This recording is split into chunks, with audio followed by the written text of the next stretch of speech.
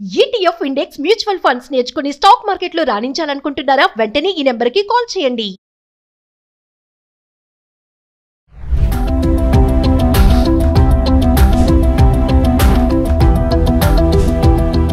నమస్తే, welcome back to Suman TV. Present మనతో పాటు ఉన్నారు ఎడ్యుకేషనల్ కన్సల్టెంట్ దుర్గశ్రీ గారు. నమస్తే మేడం. నమస్కారం అండి. మేడం, ఇంకొక విషయం ఏంటంటే చాలా మంది పేరెంట్స్ పిల్లలతో ఎలా ఉంటున్నారు, అక్కడే మళ్ళీ పిల్లల పేరెంట్స్ ఎలా ఉంటున్నారు. రీసెంట్గా ఒక ఇన్సిడెంట్ జరిగింది, అంటే మీరు తెలిసిందో లేదో మీకు, బీటెక్ చేసిన అబ్బాయి మదర్ని మర్డర్ చేశారు. అంటే అసలు ఆ కోఆర్డినేషన్ ఎలా ఉంది. మళ్ళీ ఆవిడ టీచర్, బాబు బీటెక్ చేశాడు. బీటెక్ అంటేనే మామూలుగా అనుకుంటాం కదా మేడం, 10th తర్వాత ఇంటర్ అయ్యాక పిల్లలకి ఆటోమేటిక్గా ఒక స్టాండర్డ్ వచ్చేస్తుంది, వాళ్ళ లైఫ్ మీద ఒక అవగాహన వచ్చేస్తుంది, వాళ్ళు ఏం చేస్తున్నారు ఏంటి అనేది ఒక బాధ్యత వస్తుందని అంటారు. మరి ఇక్కడ చూస్తే ఇలా తయారవుతున్నారు. అంటే ఇక్కడ కోఆర్డినేషన్ అది ఉండట్లేదా? అసలు పేరెంట్స్ అనేవాళ్ళు పిల్లలతో ఒక ఫ్రెండ్ లాగా ఉండలేకపోవడం వల్లే ఇవన్నీ జరుగుతున్నాయా?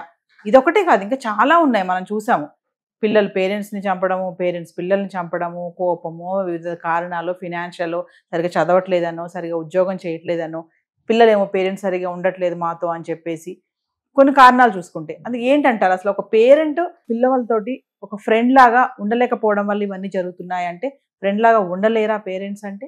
పేరెంటే అండి. ఆ parent can never become a friend. ఇది నా అర్థం. నాకు తెలిసినంత వరకు, నేను చూసినంత వరకు, ఆ parent can never become a friend. లేరంటారా అలాగా? అసలు ఎవరు ఉండలేరంటారా? You can be parent and friend together, but not parent as a friend completely అన్నమాట. మనము కాన్స్టెంట్ గా స్విచ్ అయిపోతుంటాం. ఏదో మన పిల్లలతో మనం ఫ్రెండ్ గా ఉండాలి అనుకున్నంత, ద మినిట్ దే సే అమ్మా I had a puff yesterday, వెంటనే ఫ్రెండ్ గా ఉండగలవా? అరే ఎట్లా ఉండిందిరా అది అని అనగలవా? వెంటనే హౌ డే యూ అనమా. సో ఆ పేరెంట్ కి ఒక ఫ్రెండ్ గా రెడీ అవ్వాలి అంటే మనకి మనం ఎంతో చెప్పుకోవాలి కదా. కొన్ని మనం అర్థం చేసుకోవాలి as a parent. First thing, there is no script for anything కదా. మనం అనుకుంటాం, ఓ పిల్లలు స్మోక్ చేశారు నేను అంటే ఏం చెప్పాలి ఆన్సర్, నేను డ్రగ్స్ ట్రై చేశాను అంటే ఆన్సర్ ఏం చెప్పాలి. ఇలాంటి స్క్రిప్ట్ ఎవరన్నా తయారు చేయగలరా? ఇంపాసిబుల్ కదా, రైట్? సో స్క్రిప్ట్ లేదు. Be prepared for everything and anything to be heard. Okay, ఏం చూస్తావు, ఏం వింటావు అనేది ఏంటి, ఇది నువ్వు ఫ్రెండ్గా నిన్ను నువ్వు ఊహించుకుంటే. ఓకే, ఒక పేరెంట్గా ఉంటే నీకు తెలుసా ఏం చెయ్యాలో. అక్కడ కూడా స్క్రిప్ట్ లేదు, మనకేమీ కేటలాగ్ దొరకలేదు పేరెంట్ అవ్వటానికి, but still you have learned. దీనికి కూడా స్క్రిప్ట్ లేదు. సో నేర్చుకో first thing. Second thing, there are times when you feel I am losing it. Kada? So there is good and bad. There is loss and gain. To be a friend is not easy. ఒక ఫ్రెండ్గా నన్ను నేను ఊహించుకుంటే loss కూడా అవుతుంది. ఏంటంటే నా పిల్లలకి నేను చెప్పింది నచ్చలేదు అనుకో, గాన్. నేను ఒక్కసారి ఆ రెస్పెక్ట్ అన్న ప్లాట్ఫామ్ నుంచి కింద పడిపోతాను. So be prepared for it. Third factor నాకు అనిపించింది, మనమేం పర్ఫెక్ట్ పేరెంట్స్ కాదు, మనలో కూడా ఎన్నో ఇంపర్ఫెక్ట్ క్యారెక్టర్స్ ఉన్నాయి. సో ఇప్పుడు అమ్మా అది కరెక్ట్ కాదు తల్లి అన్న నా కొడుకు నాకు వచ్చి చెప్పాడంటే, హే నేను పేరెంట్ని, నేను చెప్పిందే కరెక్ట్ అది కాకుండా మనం యాక్సెప్ట్ చేయటం నేర్చుకోవాలి. I'm also an imperfect parent అని కదా. దాని తర్వాత మనం ఇంకోటి ఏంటి, ట్రస్ట్. ఇప్పుడు నా కొడుకు నాకు వచ్చి ఏమన్నా చెప్పాలి అంటే ఆ ట్రస్ట్ అనేది డెవలప్ చేసుకోవాలి కదా, ఆ రిలేషన్షిప్ అనేది డెవలప్ చేసుకోవాలి కదా. అమ్మ డాడీ నాకు 500 రూపీస్ ఇచ్చారు ఒక బుక్ కొనుక్కోవటానికి, కాకపోతే నేను సినిమా చూసాను. అది నా కొడుకు వచ్చి నాకు ఒక ట్రస్ట్తో చెప్పాడు, ఎందుకంటే మా రిలేషన్షిప్ అలా ఉంది. నేను హస్బెండ్ రాగానే వాళ్ళకి 500 ఇచ్చారు కదా, అది నాకు ఇంకో 500 కావాలి, వాడు 500 ఖర్చు పెట్టేశాడు అని నేను ఒక్కసారి వెళ్ళి గుసగుసలు చెప్పాను అనుకో, అయిపోయింది. వాడు ఎప్పుడైనా ట్రస్ట్ చేస్తాడా నన్ను? చేయరు. జీవితంలో ట్రస్ట్ చేయడు కదా. So there is gain and loss in this trust and building up the relationship, right? ఇంకో ఫ్యాక్టర్ మనం ఆలోచించుకోవాల్సింది ఏంటంటే, పిల్లలు ఆ చిన్న పిల్లల నుంచి పెద్దవాళ్ళు అవుతున్న మధ్యలో నువ్వు ఎలా బిహేవ్ చేస్తావు అనేది ఒక బఫర్ జోన్ ఉంటుంది. అడాలసెన్స్ బఫర్ జోన్ అంటాం. అంటే ఏంటి? ఈ బఫర్ జోన్లో పిల్లలు నాకు అన్నీ తెలుసు అనుకుంటారు, బట్ ఏమీ తెలియదు. అడాలసెన్స్ అంటే ఏంటి? ఒక అయోమయ పరిస్థితి. వాళ్ళకి నేను పెద్దదాన్ని అయిపోయాను అనుకుంటారు, కానీ వాళ్ళకి బుర్రలో ఏమి ఉండదు అనిపిస్తుంది కదా. ఆ టైంలో మీరు ఆ బ్రిడ్జ్ చేసుకోవచ్చు గ్యాప్, ఆ ట్రస్ట్, ఆ రిలేషన్షిప్ అనేది డెవలప్ చేసుకోవచ్చు. ఇంకోటి నేను నా జీవితంలో నేను అనుభవించింది, మీరు డిసగ్రీ అవ్వచ్చు. Any child who disrespects their parents is a great opportunity for learning. నన్ను అన్నావా నువ్వు, నేను చెప్పింది నువ్వు వినాలి అన్న చోట క్లోజ్ అయిపోతుంది కదా డోర్. ఇప్పుడు అమ్మా నీకేం తెలుసు అని పుస్తకం ఇట్లా విసిరేసి ఆ డోర్ మూసుకుని వెళ్ళిపోయాడు అనుకుంటే, నాకు ఒక ఆపర్చునిటీ ఉంది to become his friend. It's not a great place, it's a loss situation for మీ.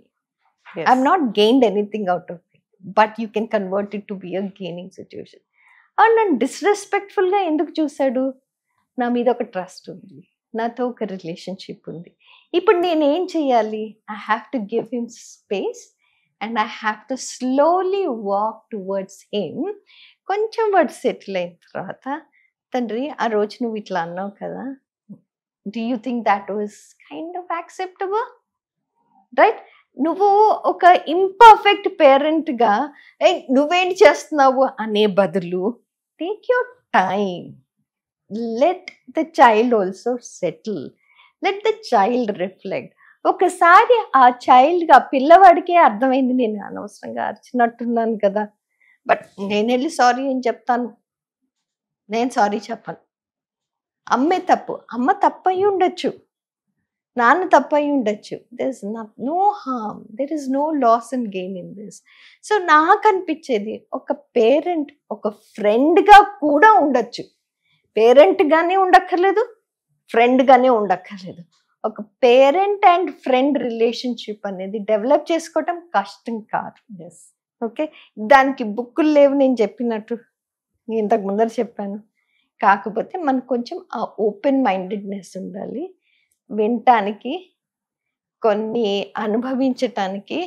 వాడు నన్ను డిస్రెస్పెక్ట్ చేశాడు అని నేను కూడా 2 రోజులు సైలెంట్ ట్రీట్మెంట్ ఇచ్చాను, ఆర్ మాట్లాడలేదు, రూడ్గా ఉన్నాను, that will not help. So parent ఫ్రెండ్గా ఈ 2 రోల్స్ చేయటము నేను రికమెండ్ చేస్తాను. Don't become a friend, you can never become a friend for your child. And don't be a parent at all times. That is also not good. Yes. So keep switching as and when possible.